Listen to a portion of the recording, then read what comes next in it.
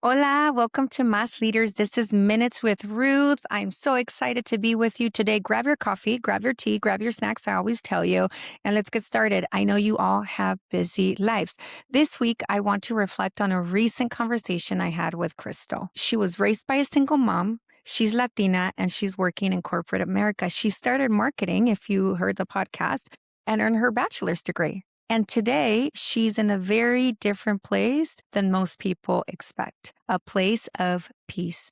But here's what stood out to me. She's not trying to climb the corporate ladder. Yep, you heard that right. And that's interesting because so much of what we were taught, especially as first generation Latina professionals, is to keep going. ¿Verdad que sí? More titles, more responsibility, more validation. But Crystal is doing something different. She's asking, what if I don't want more? What if I want aligned? And that reminds me that we all have a different path. And if you grew up like many of us did, you were taught that success looks like progression, right? More titles, more people you manage, more leadership responsibilities. That peace comes from achievement. That rest is something you earn, not something you choose. But what if that's not the truth?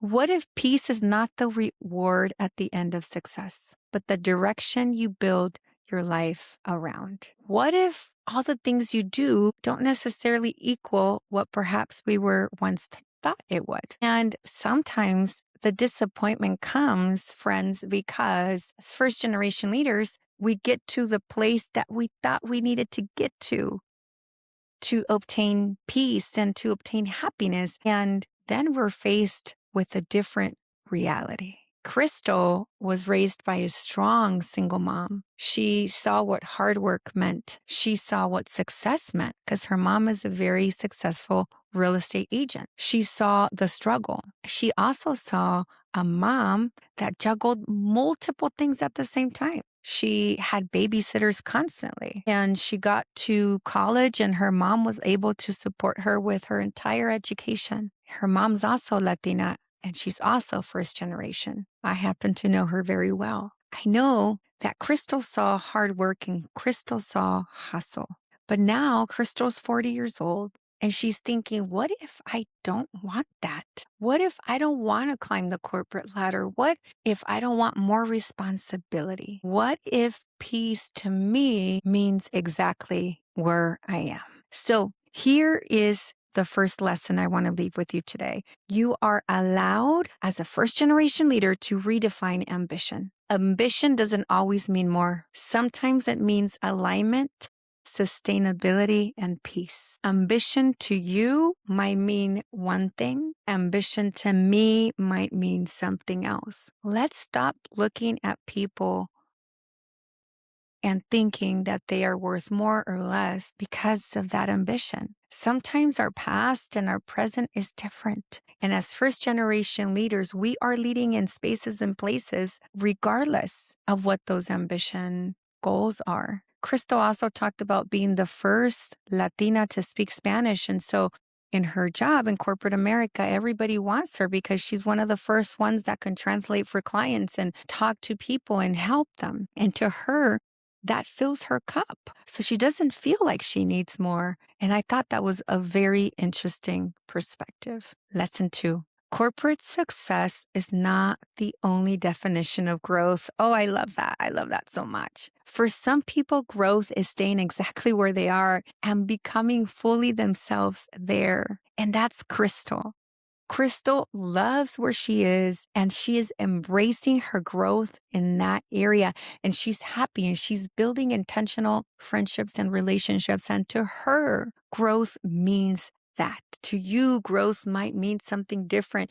But let's not focus on growth being one thing for all. For this season in your life, growth might mean one thing. And for 10 years from now, growth to you might mean something different. And we should honor and respect that as first generation leaders. Lesson 3, and maybe the hardest lesson. You are not behind for choosing peace earlier than others. You are not unmotivated for not chasing what used to define you. You are evolving. Sometimes you get to a place where 10 years ago, you might have thought, this is where I want to be, and this is what success means, and this is what's going to make me happy. And then you get to a place in your life where you're thinking that no longer serves me. I want peace. I want to enjoy relationships, and I want to be close to the people that matter. And that's growth too. Don't underestimate that.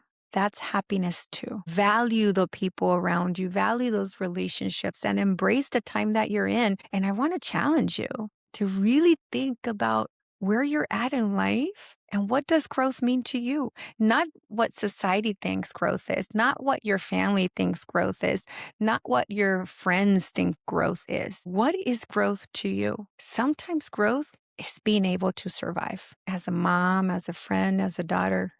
I lost both of my parents within the span of 16 months. And in that phase in my life, I had to put some of the career ambitions that I had on hold. And I remember I had a new baby and I had a ton of loss and I had a new child. And to me, growth meant just surviving, just living, just waking up every day and not losing myself. That's what growth meant to me at the time. So I want to challenge you today, wherever you are in life, to really think, what does growth mean to you right now? What is it? Is it financial stability? Is it climbing up the corporate ladder?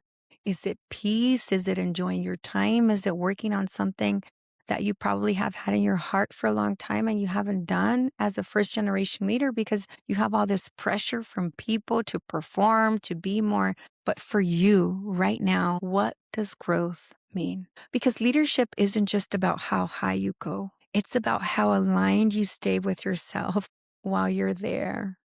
Yeah, the fact that you're higher doesn't mean you lose yourself. It simply should mean that you're more aligned with yourself. And that's what I loved about this conversation with Crystal. She's not chasing a version of success that cost her peace. She's building a life that protects it. So if you haven't listened to the podcast, go listen to it. You're going to enjoy it. This was Minutes with Ruth. Thank you for being here. If this helped you in any way, comment below, subscribe, share, all the things. And don't forget to drink your coffee or your tea. Take a moment to take a deep breath, relax, and for a second, think about you, okay? Have a great day. Thank you for being here with me today. Adios.